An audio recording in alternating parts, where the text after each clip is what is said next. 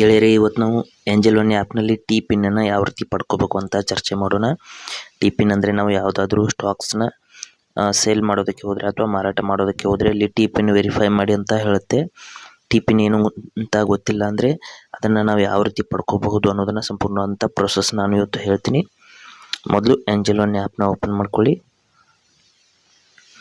Angel one app open ಮಾಡಿದ ನಂತರದಲ್ಲಿ ತುಂಬ ಈಸಿ ಪ್ರೊಸೆಸ್ನಲ್ಲಿ ನಾನು ಹೇಳ್ತಾ ಇದ್ದೀನಿ. ಹಾಗೆ ಚಾನಲ್ಗೆ ಸಬ್ಸ್ಕ್ರೈಬ್ ಕೂಡ ಮಾಡ್ಕೊಳ್ಳಿ. ಏಂಜಲ್ ಒನ್ ಆ್ಯಪ್ನ ಓಪನ್ ಮಾಡಿದ ನಂತರದಲ್ಲಿ ನಮ್ಮ ಟಿ ಪಿನ್ನನ್ನು ನಾವು ಪಡ್ಕೋಬೇಕು ಅಂದರೆ ಇಲ್ಲಿ ಸ್ವಲ್ಪ ಲೇಟ್ ಆಗ್ತಾ ಇದೆ, ತೋರಿಸ್ತೀನಿ ನೋಡಿ ಯಾವ ರೀತಿ ಅಂತ.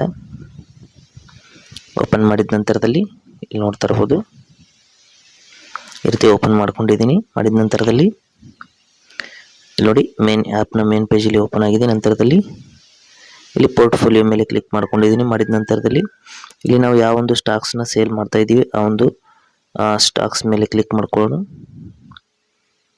ನಂತರದಲ್ಲಿ ಇಲ್ಲಿ ವೆರಿಫೈ ಟಿ ಪಿನ್ ಅಂತ ಕೇಳ್ತಾ ಇದೆ. ನಮಗೆ ಟಿ ಪಿನ್ ಗೊತ್ತಿಲ್ಲ ಅಂದರೆ ಇಲ್ಲಿ ಒಂದು ಟಾರ್ಗೆಟ್ ಟಿ ಪಿನ್ ಅಂತ ಆಪ್ಷನ್ ಕೊಟ್ಟಿರ್ತಾರೆ, ಅದರ ಮೇಲೆ ಕ್ಲಿಕ್ ಮಾಡ್ಕೋಬೇಕು. ನಂತರದಲ್ಲಿ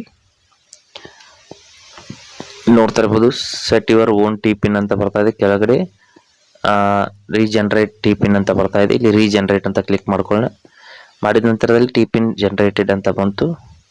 ಕಂಟಿನ್ಯೂ ಟು CDSL ಅಂತ ಆಪ್ಷನ್ ಇದೆ, ಅಲ್ಲಿ ನೀವು ಕಂಟಿನ್ಯೂ ಮಾಡ್ಕೊಳ್ಳಿ. ಇಷ್ಟರಲ್ಲಿ ನಮಗೆ SMS ಮೂಲಕ ಒಂದು ಟಿ ಪಿನ್ SMS ಮೂಲಕ ಮತ್ತು ಇಮೇಲ್ನಲ್ಲಿ ನಮ್ಮೊಂದು ಟಿ ಪಿನ್ ಅನ್ನೋದು ರಿಸೀವ್ ಆಗಿರುತ್ತೆ. ಇಲ್ಲಿ ನೋಡ್ತಾ ಇರ್ಬೋದು ಈ ರೀತಿ ಈ ಟಿ ಪಿನ್ ಅನ್ನು ನಾವು ಯೂಸ್ ಮಾಡಿಕೊಂಡು ಆ ಒಂದು ನಮ್ಮ ಸ್ಟಾಕ್ಸ್ನ ವೆರಿಫೈ ಮಾಡಿ ನಾವು ಸಂಪೂರ್ಣವಾಗಿ ಸೇಲ್ ಮಾಡಬಹುದು. ಈ ರೀತಿ ನಾವು ನಮ್ಮ ಒಂದು ಏಂಜಲ್ ಒನ್ ಆ್ಯಪ್ನಲ್ಲಿ ಟಿ ಪಿನ್ನನ್ನು ಪಡ್ಕೋಬಹುದು.